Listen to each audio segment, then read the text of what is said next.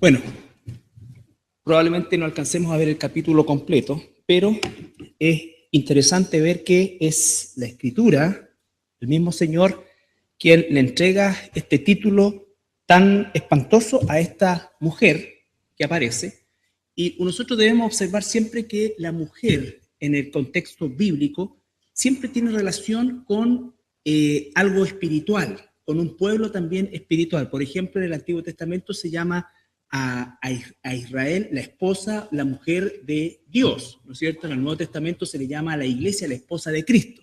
Esta mujer es diametralmente opuesta a esas dos. ¿Por qué? Porque dice que es una ramera. ¿Cuál es la característica de la ramera, ¿no es cierto? Es que mantiene relaciones de intimidad con personas que no son su esposo. Y si es una ramera propiamente tal, lo que hace es para obtener dividendos de dicha relación. Recuerden que estamos hablando de imágenes y señales que nos muestran una realidad. Apocalipsis está lleno de señales, pero esas señales están todas explicadas en la Biblia. ¿Ya? Entonces, este Apocalipsis 17 parte diciendo, vino entonces uno de los 7 ángeles que tenían una de las copas de las 7 copas y habló conmigo y dice, ven, te mostraré la sentencia contra la gran ramera, la que está sentada sobre las muchas aguas. Ahora bien, esta ramera es, o esta ciudad de Babilonia en el sentido figurativo, está nombrada varias veces también en los capítulos anteriores. Pero ¿qué es lo primero que tenemos? Dice que está sentada sobre muchas aguas. Eso, si estamos tomando el capítulo 17 dentro del contexto simbólico, está hablando de que todo lo que está relacionado con la figura de la mujer y de la bestia está en símbolos, pero esos símbolos no son interpretados de manera aleatoria o de manera personal, sino que la Escritura es la que nos está interpretando. Ya acabo de decir que la mujer se refiere a un sistema básicamente religioso. Pero además esta mujer, ¿no es cierto?, tiene características de tener intimidad con los reyes y gobernantes de la tierra. Dice, la que está sentada sobre las muchas aguas. El mismo capítulo nos explica qué significa eso cuando dice en el versículo 15.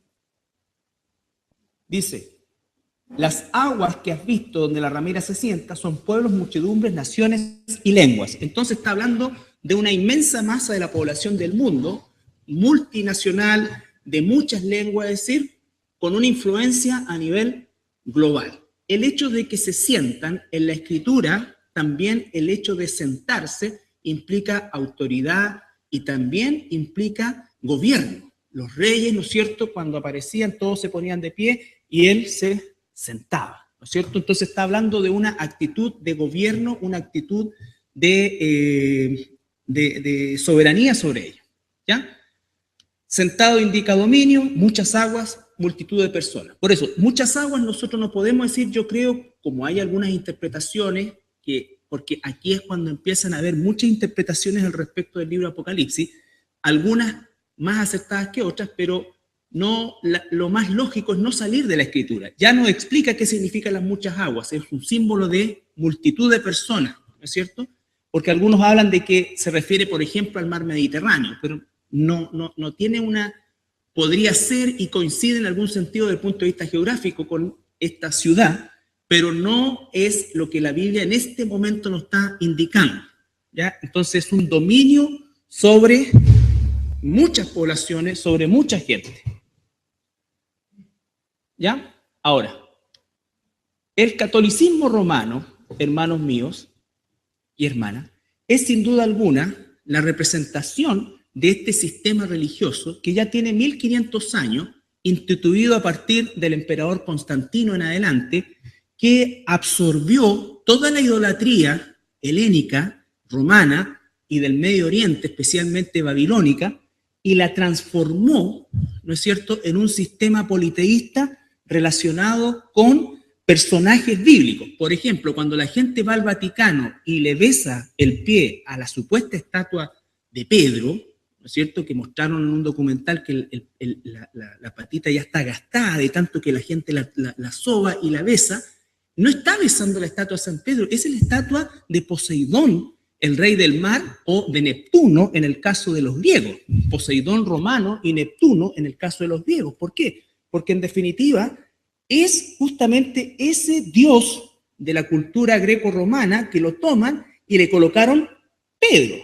Pero si ustedes se dan cuenta, si ven una foto, por supuesto, está con una túnica característica de los dioses del Olimpo griego, está con una corona y además tiene un tridente. Y los pescadores del mar de Galilea nunca jamás pescaron con un tridente, ni ayer ni hoy, pescaban con redes. Pero independiente de eso, la figura que está ahí es la figura de un dios griego, el dios de las aguas o de los mares, ¿no es cierto? Poseidón o Neptuno, pero que lo asumió el catolicismo romano del tiempo de Constantino y lo asimiló al apóstol Pedro.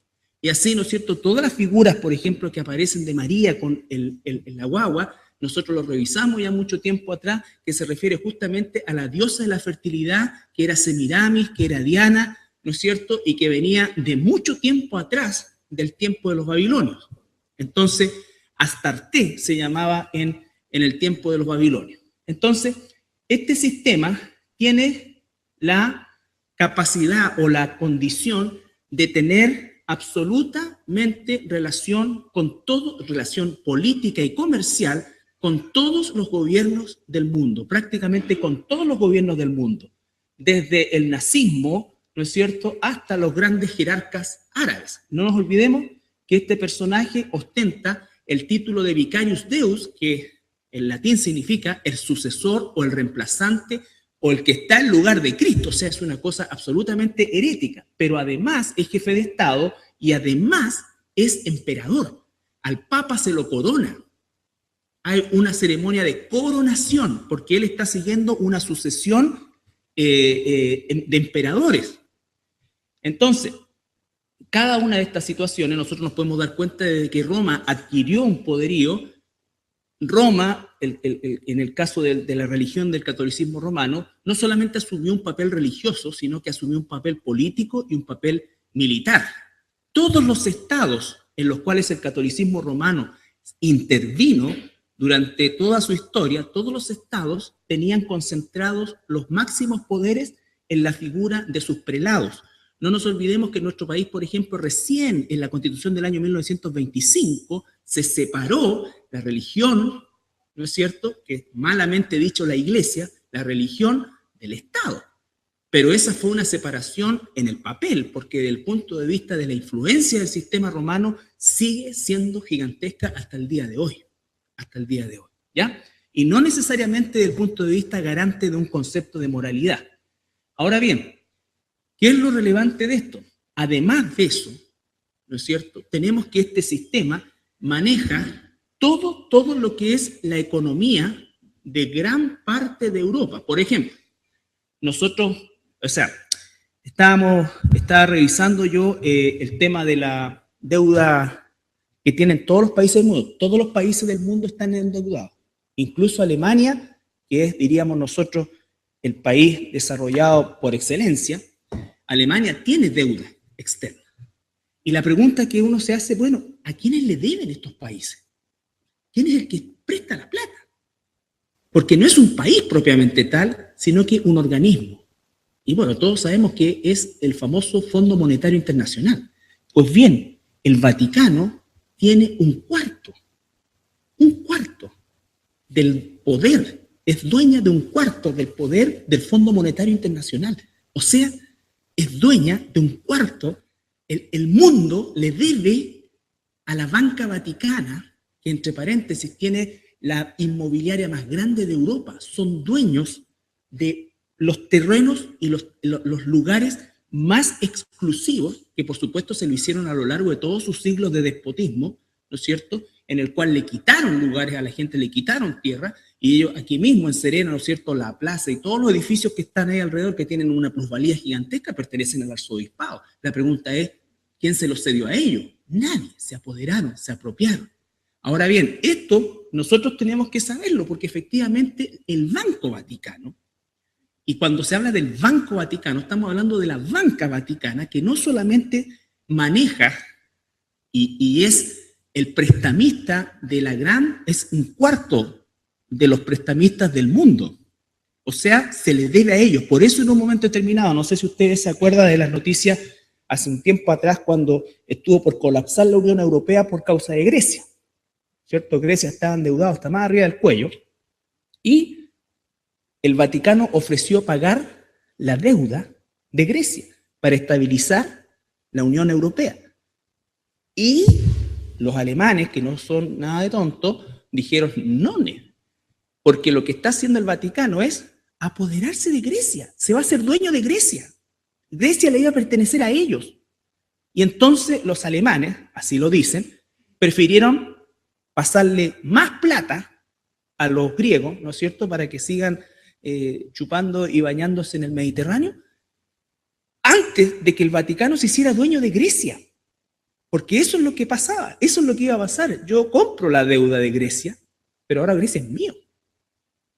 ¿Ya? Entonces, es a ese nivel, ¿no es cierto?, de lo que hablamos nosotros de la influencia. Esto no es un pituto para conseguir una cosa por aquí, por allá, no, estamos hablando de realmente un poder gigantesco.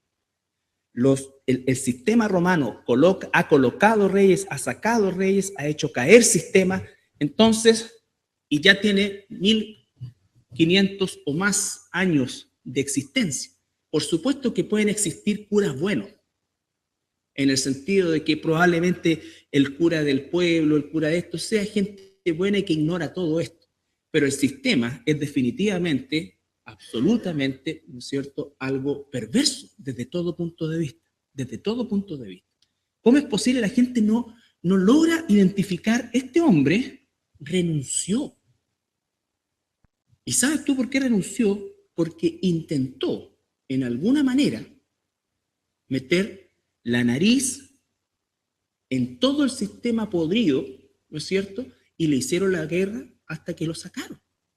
Hasta que lo sacaron.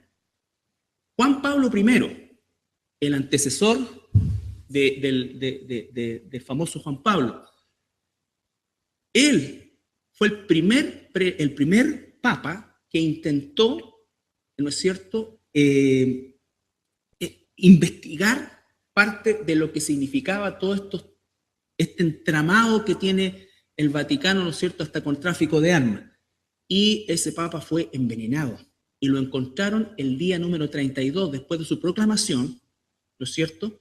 ¿Por qué? Porque los papas, para ascender y ser coronados como tal y ejercer como tal, es al día 33, lo cual es un símbolo masónico. El día 33 asume y es coronado, ¿ya?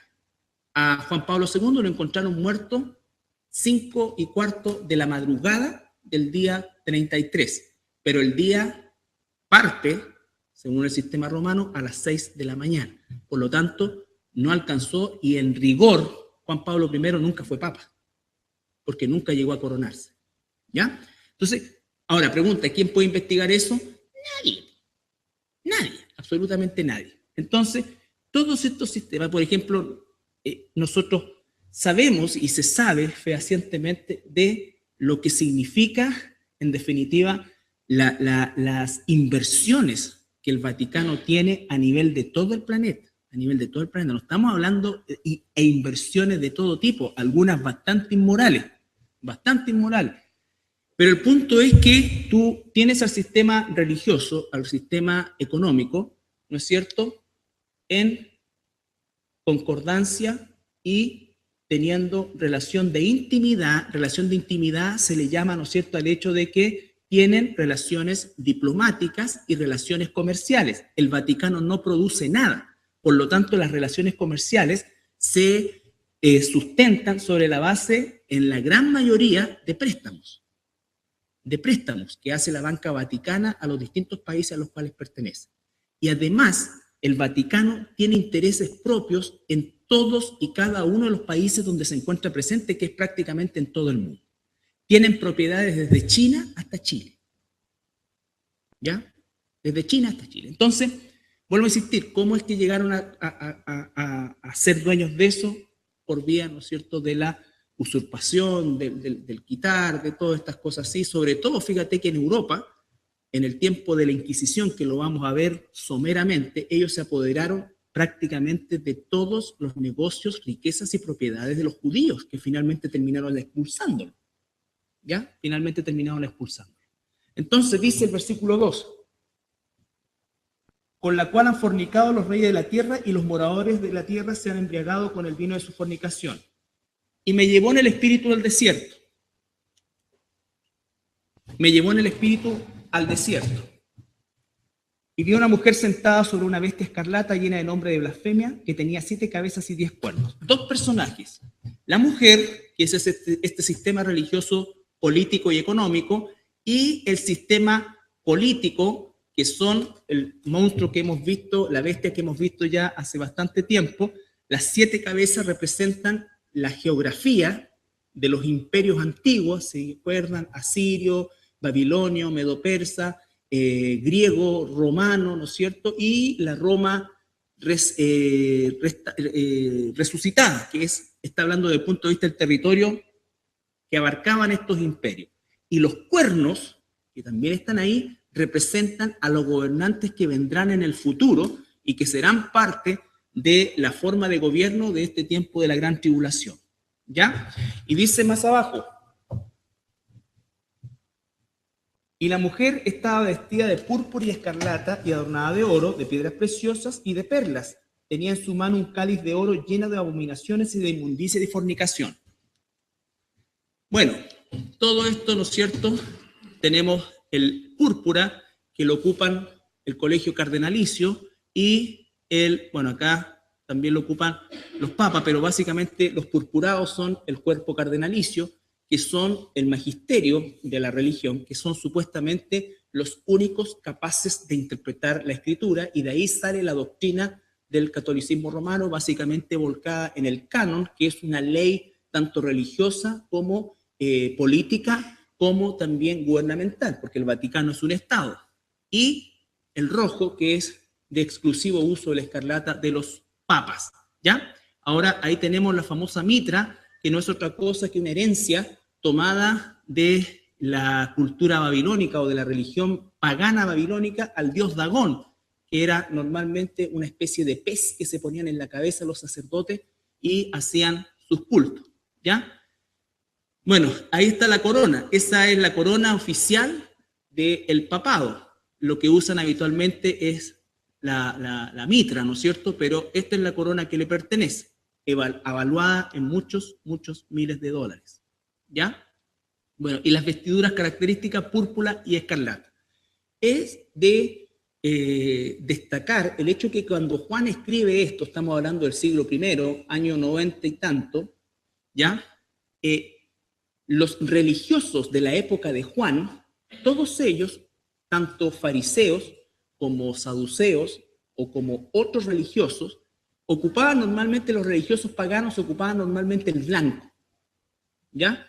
Y los religiosos judíos utilizaban normalmente el negro, ¿ya? O el color café oscuro, dice, que es una especie de lino teñido, ¿ya? Pero nunca estos colores. Solamente se ocupaba el escarlata, el rojo, que era la toga o la capa de los reyes, en algunos casos, ¿ya? Tampoco hay registro de que los emperadores romanos tuvieran esa toga roja hasta el tiempo de Constantino, ¿ya?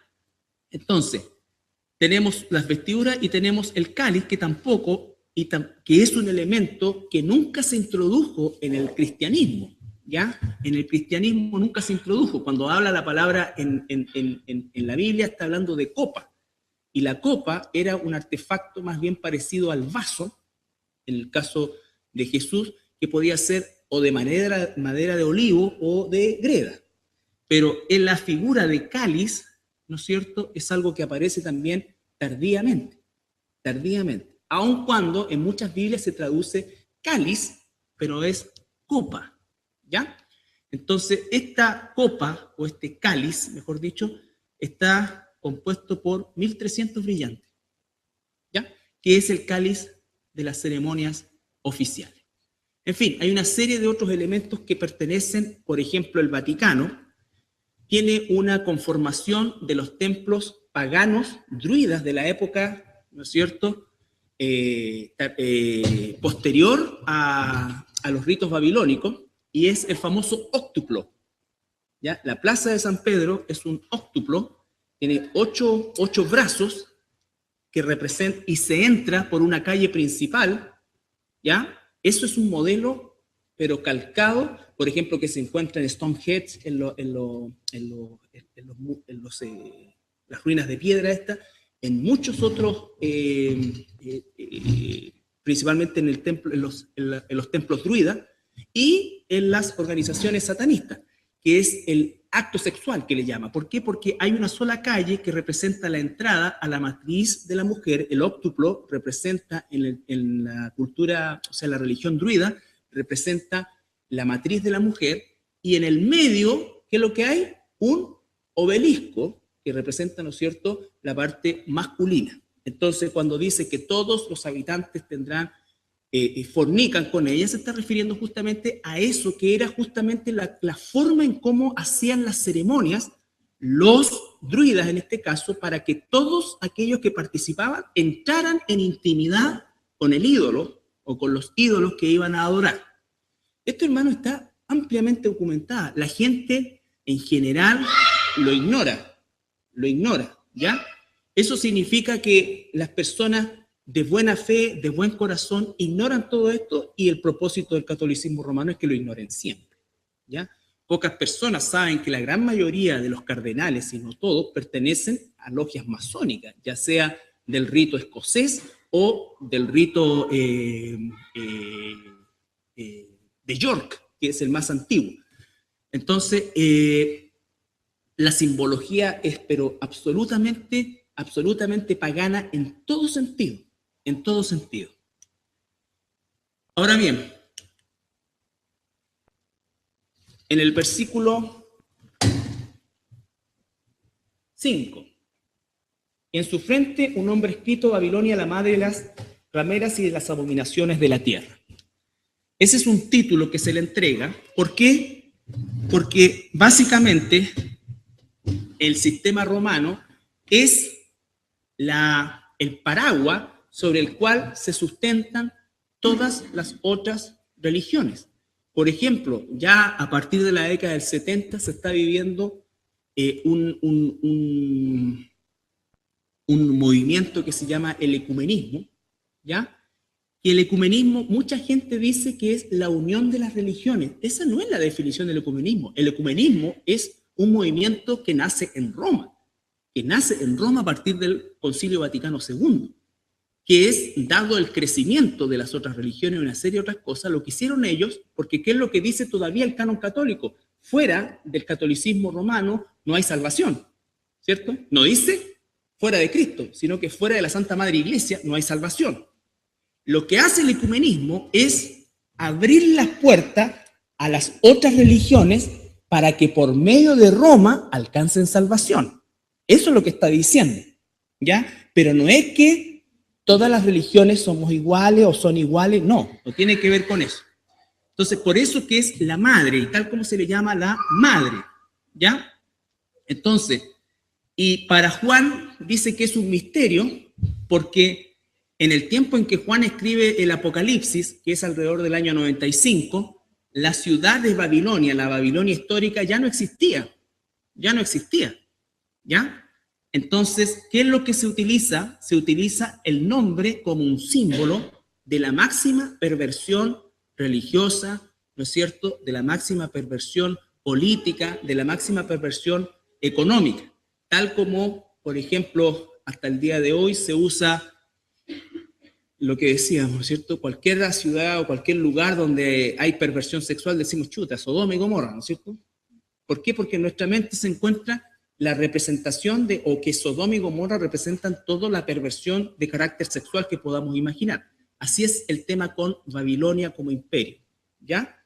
Entonces, ese misterio para Juan no se resuelve, para nosotros sí se resuelve el día de hoy.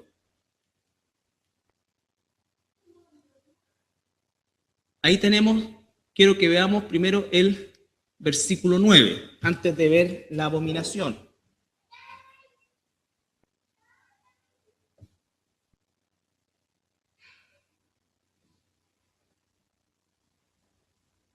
Versículo 9. Esto es para la mente que tenga sabiduría. La sabiduría de Dios, que entrega la palabra de Dios. Yo sé que muchas personas de repente se sorprenden y dicen, no, no puede ser. Yo le digo, no solamente puede ser, sino que es.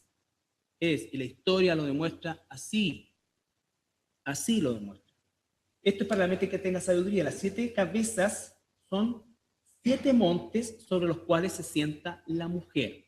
¿Ya? Por supuesto que en el tiempo de Juan, cuando escribe el Apocalipsis, el Vaticano como tal no existía, pero la ciudad de Roma representaba todo eso. Y nosotros sabemos geográficamente que Roma está fundada sobre 7 montes. Ahora, el Vaticano se estableció al noreste de Roma y el lugar donde fue elegido para levantar la sede del catolicismo romano, que se llama Vaticano, proviene del latín Vaticanus, que significa lugar de adivinación. De ahí viene la palabra vaticinio. ¿Ya? Por lo tanto, y justamente él está haciendo alusión a lo que se hacía ahí, ¿ya? El Vaticano, lugar de adivinación. Ahora, volvamos al versículo 6. ¿Quién puede leer el versículo 6? Esto también es literal. Vi a la mujer ebria, no estaba manchada de sangre, es ebria de la sangre de los santos y de la sangre de los mártires de Jesús. El sistema romano, hay diferencias entre los autores. Los autores católicos reconocen la Inquisición y las distintas matanzas a lo largo de su historia. La Inquisición duró 430 años. Y si le agregamos los 100 años en América, 430 años duró en Europa. Si le agregamos los 70 años, son como 500 años contando la Inquisición en América, porque también se extendieron para acá, especialmente y casi exclusivamente en la península de Yucatán, en México. ¿Ya? En México. Entonces, durante esos 500 años de Inquisición, se calcula que más o menos 14 a 15 millones de cristianos, que posteriormente Roma los llamó protestantes, fueron asesinados por causa de la Inquisición. Y no solamente asesinados, sino que torturados, flagelados, quemados, ¿no es cierto?, fritos en la gran mayoría de los casos. Y no solamente era gente, mató mucha gente de su propio, entre comillas, mando. Por ejemplo, si ustedes buscan en internet la historia de Giuseppe Savonarola, un sacerdote o ex sacerdote católico, que él se dio cuenta de todo esto y empezó a enseñar en su pueblo el evangelio y empezó a enseñar la verdad, se convirtió verdaderamente a Jesucristo y le ofrecieron arrepentirse, no fue así, lo torturaron y finalmente en la plaza del pueblo lo frieron. Eso está en los registros de la historia. ¿Ya? Entonces, literalmente, en la famosa noche de San Bartolomé en Francia, ¿no es cierto?, asesinaron 15.000 hugonotes, que le llamaban así en forma despectiva, porque eran todos cristianos que pertenecían, ¿no es cierto?, le llamaban hugonotes porque partió el movimiento en Francia con un Hugo da no sé cuánto, me acuerdo, pero y le llamaban hugonote. Entonces encerraron la ciudad en San Bartolomé y quemaron todo. Entonces efectivamente está manchada, está empapada, ebria de la muerte de los santos. Y además, el catolicismo romano ha sido el gran persecutor de judíos a lo largo de toda la historia. Ha asesinado tantos judíos como en el holocausto nazi a lo largo de la historia. Los ha perseguido, les ha expropiado, les ha robado y además, ¿no es cierto?, los ha expulsado. Principalmente la Inquisición judía en España fue feroz. Hay un personaje tristemente célebre, el famoso obispo Manuel de Torquemada, que fue conocido por sus métodos absolutamente despiadados en cuanto a la tortura de los judíos, ¿ya? Su antisemitismo absoluto. Entonces, por más que la gente pueda decir lo que pueda decir, el sistema es absolutamente corrupto y no viene de Dios. ¿Y dónde nosotros sabemos, por ejemplo, en el versículo que viene en el 3, perdón, en el 4? Y la mujer estaba vestida de púrpura y escarlata y adornada de oro, piedras preciosas y perlas. Y tenía en su mano un cáliz de oro lleno de las abominaciones de la inmundicia de su fornicación. Abominaciones, inmundicia y fornicación. La fornicación sabemos que son las relaciones que ha tenido y que tiene con los gobernantes del mundo. No importa si el sistema es comunista, es capitalista, son musulmanes, son hindúes, lo que sea. Pero dice después, o antes, abominaciones e inmundicia. Abominación.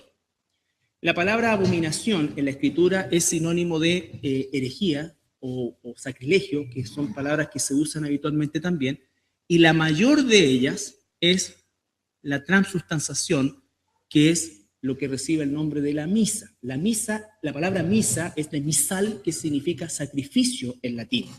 Y el clímax de la misa, para la gente que lo sepa, por favor, es el poder, supuesto por cierto, pero para ellos absoluto, que tiene el cura de bajar a Jesús de su trono y transformar, como dice, las especies en verdaderamente el cuerpo y la sangre de Jesucristo. Entonces se vuelve a sacrificar a Jesucristo. Eso es la misa, es el poder que tiene el cura para volver a sacrificar a Jesucristo sobre un altar. Es así al punto que en el Concilio de Trento, que todavía está vigente y sigue vigente hasta el día de hoy, entra tú al sitio del Vaticano y busca qué es la misa y te va a salir exactamente lo que yo te estoy diciendo. Y aquel que no cree que la hostia y el vino se transforman verdaderamente en el cuerpo y la sangre de Jesucristo, dice que es anatema. O sea, tú verdaderamente tienes que creer que se ha sacrificado a Jesucristo ahí. Al punto que hay un lugar, ¿no es cierto?, que se llama el sagrario, donde meten todas las hostias y tiene que estar siempre una luz encendida porque ahí está Jesús. Eso es lo que enseña el catolicismo romano. La gente católica, ¿no es cierto?, en su ignorancia, en su triste ignorancia, no necesariamente sabe estas cosas. Y de hecho la gran mayoría no. Y por eso es tan triste, porque son personas que pueden tener un buen corazón, pero están adorando al Dios falso. Al Dios falso. ¿Ya? Dios dijo, hay una sola forma de acercarse. Otra de las herejías, la Biblia dice y condena la adoración de imagen y todo esto. Y la gente te dice, no, nosotros nos adoramos, veneramos, y empiezas con esos juegos de semántica que finalmente se traducen en exactamente lo mismo. Exactamente lo mismo. ¿No es cierto? Y eso es una abominación al punto que se encuentra en los 10 mandamientos, que es el decálogo, es la columna vertebral de la ley de Dios. Jesús dijo que la ley y los profetas se resumen en amarás al Señor tu Dios con todo tu corazón, con toda tu fuerza, y a tu prójimo como a ti mismo, ¿no es cierto? Y cuando está hablando de la ley, que es la relación vertical, se está refiriendo a los 10 mandamientos, ¿no es cierto? Entonces, un acto de amor es decirle la verdad a las personas. Un acto de desamor es permitir que las personas continúen en su ignorancia. Esto, hermanos, es la mayor de las herejías. Esto, usted no está adorando a Jesús, o la persona no está adorando a Jesús, no está haciendo un recordatorio de la última cena, está haciendo y repitiendo un sacrificio. Y la Biblia dice que Jesús fue sacrificado una vez y para siempre. Y que una sola vez entró no en un santuario humano, sino que en el santuario del cielo, para presentarse una vez para siempre y volver, ¿no es cierto?, por su pueblo. Entonces, por eso es que dice que su cáliz está lleno de las abominaciones. Recuerden que la Biblia habla también de la famosa abominación desoladora. ¿Por qué? Porque es un insulto profundo, gigantesco hacia Dios, ¿no es cierto? La abominación para los judíos fue, por ejemplo, cuando el emperador, el rey griego, ¿cómo se llama? No, ese era romano. El rey griego, ¿qué es esto? El rey griego, no, pues era Babilonia. Ptolomeo, Seleucida. No era Ptolomeo tampoco, pero por ahí. Sacrificó un cerdo en el altar del sacrificio, ¿no es cierto? Y eso fue la abominación desoladora, o sea, fue un insulto espantoso hacia el judaísmo hacia la situación que en ese entonces era practicable, ¿no es cierto? Porque el sacrificio judaico termina con el sacrificio de Cristo. De ahí para adelante, si los judíos sacrifican animales, eso va a ser abominación ahora para Dios. ¿Ya? ¿Por qué? Porque están haciendo exactamente lo mismo que hace el catolicismo romano, de hacer un sacrificio, ¿no es cierto? Y por eso es que dice, ¿verdad, hermanos? Para que este representación, no, para que este sacrificio mío y vuestro sea agradable. Entonces, el poder que se tiene en eso, ¿ya? Todo eso está en el catecismo romano, todo eso está ahí y todo eso está completamente validado hasta el día de hoy, así como también el auto de la Inquisición romana, Antíoco Epífanes segundo, ese, Antíoco Epífanes segundo, gracias. Ese fue el rey Seleucida, griego, que sacrificó un cerdo en el altar del templo judío. ¿Ya? Bueno, dice también en el capítulo, estamos ahí 7, versículo 8, la bestia que has visto era y no es, y está para subir del abismo, e irá a perdición. Y los moradores de la tierra, aquellos cuyos nombres no están escritos desde la fundación del mundo en el libro de la vida, se asombrarán viendo a la bestia que era y no es y será.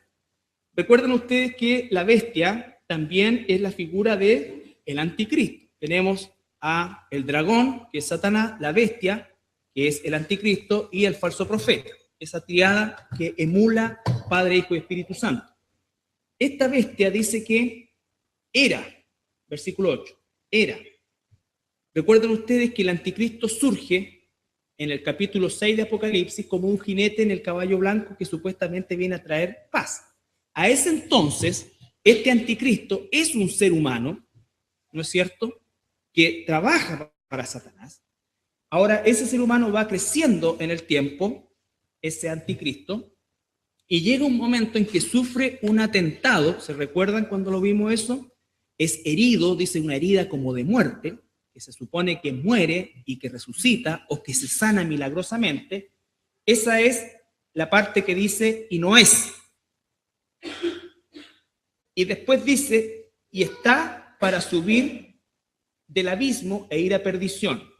Esa es la parte cuando ya, después de esa supuesta resurrección, ¿no es cierto? ¿Se acuerdan? Ya no pide fidelidad, sino que lo que pide es adoración. Se manda a hacer una estatua, y el que no la adora muere, y empieza la marca, y todas estas cosas. Entonces, esa es la bestia que es, era y no es, y está para subir del abismo. ¿Ya? Por eso que dice después, aquellos cuyos nombres no están escritos desde la fundación del mundo en el libro de la vida, lo que en otras palabras está diciendo, aquellos que se marquen con la marca de la bestia, se asombrarán viendo a la bestia que era, no es y será. ¿No es cierto?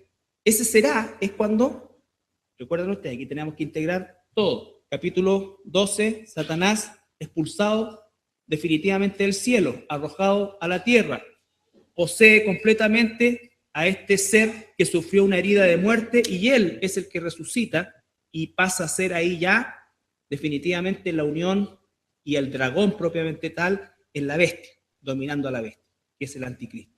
¿Ya? Entonces, ese es el será, que todavía tampoco es. Versículo 9, esto es para la mente que tenga sabiduría, las 7 cabezas son 7 montes, nos habla de una situación geográfica, y el versículo 10 nos habla de una situación política. La bestia representa tanto un aspecto geográfico como un aspecto gubernamental o político. Versículo 10, son 7 reyes, 5 de ellos han caído.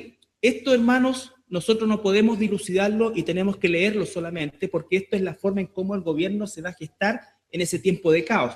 Esto es exactamente igual, mira, lo leemos, dice, son 7 reyes, 5 de ellos han caído, uno es y el otro aún no ha venido, y cuando venga es necesario que dure breve tiempo.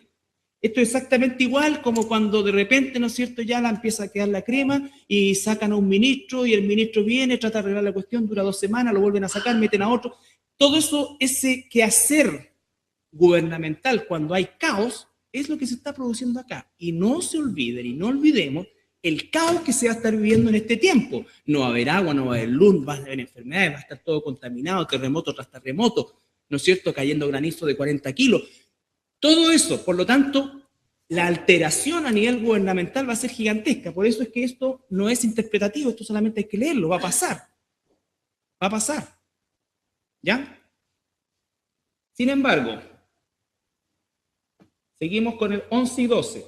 La bestia que era y no es también el octavo. Claro, ¿se acuerdan que él era el cuerno pequeño que surgía, ¿no es cierto? Y que tenía poderes distintos, que hablaba y que era extravagantemente dominador. Versículo 12. Los 10 cuernos que has visto son 10 reyes que aún no han recibido reino, pero por una hora recibirán autoridad como reyes juntamente con la bestia. ¿Ya? Eso no tiene interpretación, solamente va a suceder.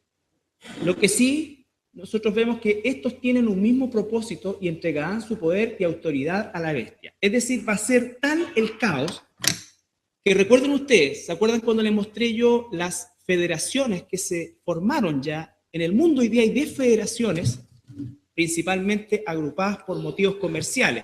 Por ejemplo, el Mercosur, el UNASUR, la Unión Europea, en el norte, Canadá, Estados Unidos y México, hay una Unión Centroamericana, una Unión de Asia, y así sucesivamente, que hoy día están básicamente asociados por motivos económicos. Bueno, no estoy diciendo que eso sea, pero lo que estoy diciendo es que efectivamente el modelo se empieza a ver desde ahora, ¿ya? Ahora, esas 10 federaciones van a gobernar con el anticristo. El anticristo nunca va a tener, o por lo menos a lo largo de su gobierno, aunque va a ser dictatorial, no va a tener un dominio absoluto de todo, solo hasta este punto. En este punto el caos es tal que los gobernantes de estas federaciones le van a entregar a la bestia, ¿no es cierto?, toda la autoridad. Y es la única vez que aparece el anticristo como un gobernante plenipotenciario. ¿Ya? ¿Qué es lo que van a hacer? Versículo 14. Pelearán contra el Cordero y el Cordero los vencerá. ¿Cuál es esa pelea? Armagedón, muy bien. ¿No es cierto? La batalla de Armagedón. Porque Él es Señor de señores y Rey de reyes, y los que están con Él son llamados y elegidos y fieles. Me dijo también, las aguas que has visto donde la ramera se sienta son pueblos, muchedumbre, naciones y lenguas. Los 10 cuernos que viste en la bestia, estos aborrecerán a la ramera y la dejarán desolada y desnuda, y devorarán sus carnes y la quemarán con fuego.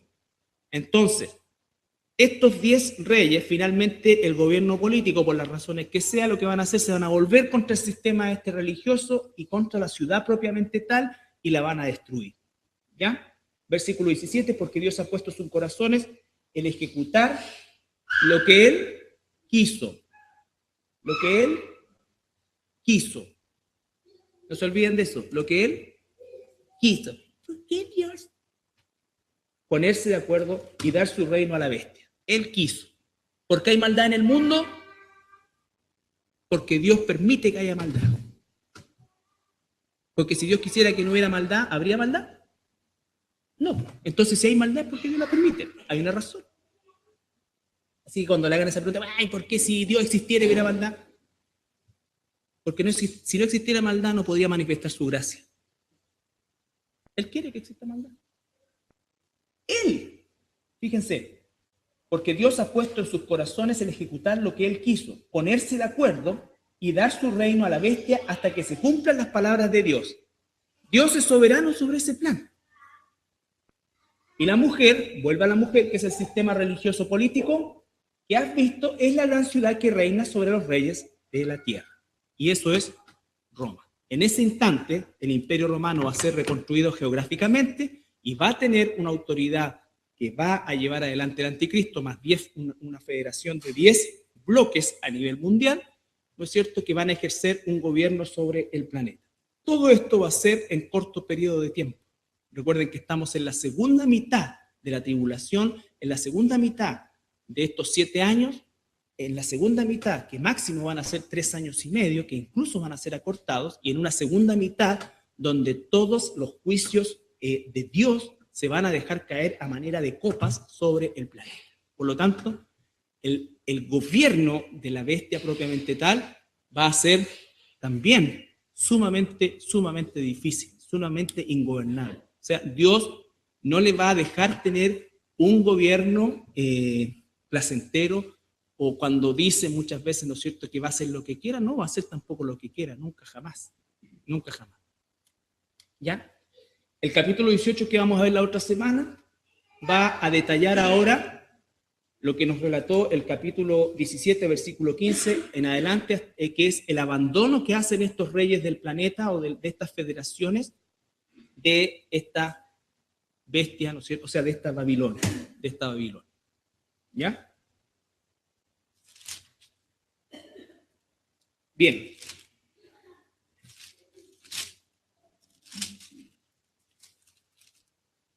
Yo creo que vamos a terminar el libro de Apocalipsis a finales de marzo, y en el mes de abril comenzaríamos un nuevo estudio relacionado con lo que llamamos el panorama bíblico. Es decir, vamos a hacer un estudio panorámico, como si fuéramos en un avión, mirando la Biblia desde Génesis hasta Apocalipsis. ¿Ya? Todo esto que hemos estudiado, hermanos, se encuentra, por supuesto, en un futuro que nosotros como iglesia no vamos a vivir porque Dios así lo ha dispuesto, no porque nos lo merezcamos, pero lo que sí debemos hacer es tener un corazón de amor y tener también la valentía, el coraje y los argumentos para poder hablar con aquellas personas que amamos y las que no amamos también, ¿no es cierto? Y contarles esto y dejar que el Espíritu de Dios opere. Nosotros no convertimos a la gente, es Dios, pero es nuestra labor estar siempre preparados para dar defensa de nuestra fe, Bien.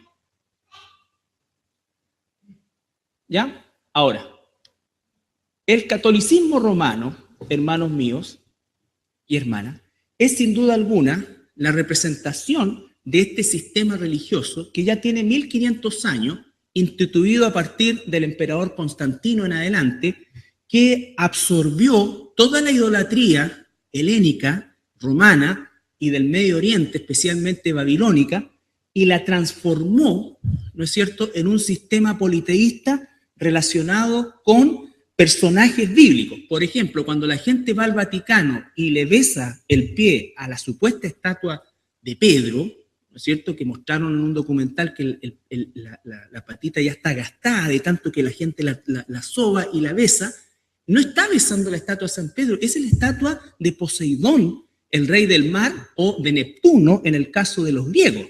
Poseidón romano y Neptuno en el caso de los griegos. ¿Por qué? Porque en definitiva es justamente ese dios de la cultura greco-romana que lo toman y le colocaron Pedro.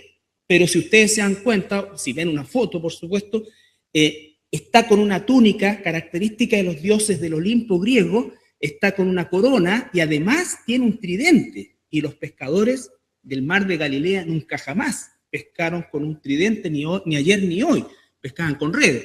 Pero independiente de eso, la figura que está ahí lo que hace es para obtener dividendos de dicha relación. Recuerden que estamos hablando de imágenes y señales que nos muestran una realidad. Apocalipsis está lleno de señales, pero esas señales están todas explicadas en la Biblia, ¿ya? Entonces, este Apocalipsis 17 parte diciendo, vino entonces uno de los 7 ángeles que tenían una de las copas de las 7 copas y habló conmigo y dice, ven, te mostraré la sentencia contra la gran ramera, la que está sentada sobre las muchas aguas. Ahora bien, esta ramera o esta ciudad de Babilonia en el sentido figurativo, está nombrada varias veces también en los capítulos anteriores. Pero ¿qué es lo primero que tenemos? Dice que está sentada sobre muchas aguas. Eso, si estamos tomando el capítulo 17 dentro del contexto simbólico, está hablando de que todo lo que está relacionado con la figura de la mujer y de la bestia está en símbolos, pero esos símbolos no son interpretados de manera aleatoria o de manera personal, sino que la escritura es la que nos está interpretando. Ya acabo de decir que la mujer se refiere a un sistema básicamente religioso, pero además esta mujer, ¿no es cierto?, tiene características de tener intimidad con los reyes y gobernantes de la tierra. Dice, la que está sentada sobre las muchas aguas. El mismo capítulo nos explica qué significa eso cuando dice en el versículo...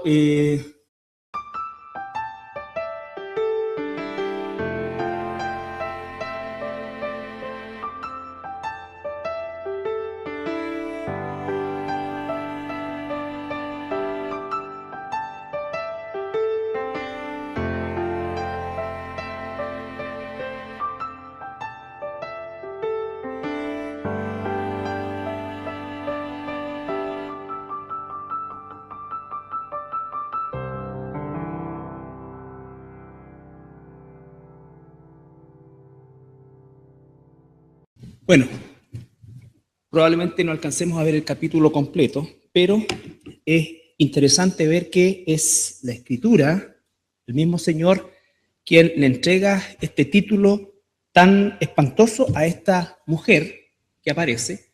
Y nosotros debemos observar siempre que la mujer, en el contexto bíblico, siempre tiene relación con algo espiritual, con un pueblo también espiritual. Por ejemplo, en el Antiguo Testamento se llama a Israel la esposa, la mujer de Dios, ¿no es cierto? En el Nuevo Testamento se le llama a la iglesia la esposa de Cristo. Esta mujer es diametralmente opuesta a esas dos. ¿Por qué? Porque dice que es una ramera. ¿Cuál es la característica de la ramera, ¿no es cierto? Es que mantiene relaciones de intimidad con personas que no son su esposo. Y si es una ramera propiamente tal, es la figura de un dios griego, el dios de las aguas o de los mares, ¿no es cierto? Poseidón o Neptuno, pero que lo asumió el catolicismo romano del tiempo de Constantino y lo asimiló al apóstol Pedro.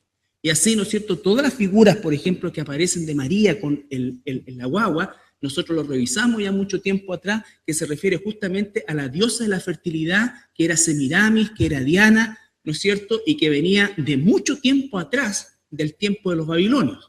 Entonces, Astarte se llamaba en el tiempo de los babilonios. Entonces, este sistema tiene la capacidad o la condición de tener absolutamente relación con todo, relación política y comercial con todos los gobiernos del mundo, prácticamente con todos los gobiernos del mundo, desde el nazismo, ¿no es cierto?, hasta los grandes jerarcas árabes. No nos olvidemos que este personaje ostenta el título de Vicarius Deus, que en latín significa el sucesor o el reemplazante o el que está en lugar de Cristo. O sea, es una cosa absolutamente herética, pero además es jefe de Estado y además es emperador. Al Papa se lo corona. Hay una ceremonia de coronación porque él está siguiendo una sucesión de emperadores. 15. Dice: las aguas que has visto donde la ramera se sienta son pueblos, muchedumbres, naciones y lenguas. Entonces está hablando de una inmensa masa de la población del mundo, multinacional, de muchas lenguas, es decir, con una influencia a nivel global. El hecho de que se sientan en la escritura, también el hecho de sentarse implica autoridad y también implica gobierno. Los reyes, ¿no es cierto?, cuando aparecían todos se ponían de pie y él se sentaba, ¿no es cierto? Entonces está hablando de una actitud de gobierno, una actitud de soberanía sobre ellos, ¿ya? Sentado indica dominio, muchas aguas, multitud de personas. Por eso, muchas aguas nosotros no podemos decir, yo creo, como hay algunas interpretaciones, porque aquí es cuando empiezan a haber muchas interpretaciones al respecto del libro de Apocalipsis, algunas más acertadas que otras, pero no, lo más lógico es no salir de la escritura. Ya no explica qué significan las muchas aguas, es un símbolo de multitud de personas, ¿no es cierto? Porque algunos hablan de que se refiere, por ejemplo, al mar Mediterráneo, pero no tiene una, podría ser y coincide en algún sentido desde el punto de vista geográfico con esta ciudad, pero no es lo que la Biblia en este momento nos está indicando, ¿ya? Entonces es un dominio sobre muchas poblaciones, sobre mucha gente.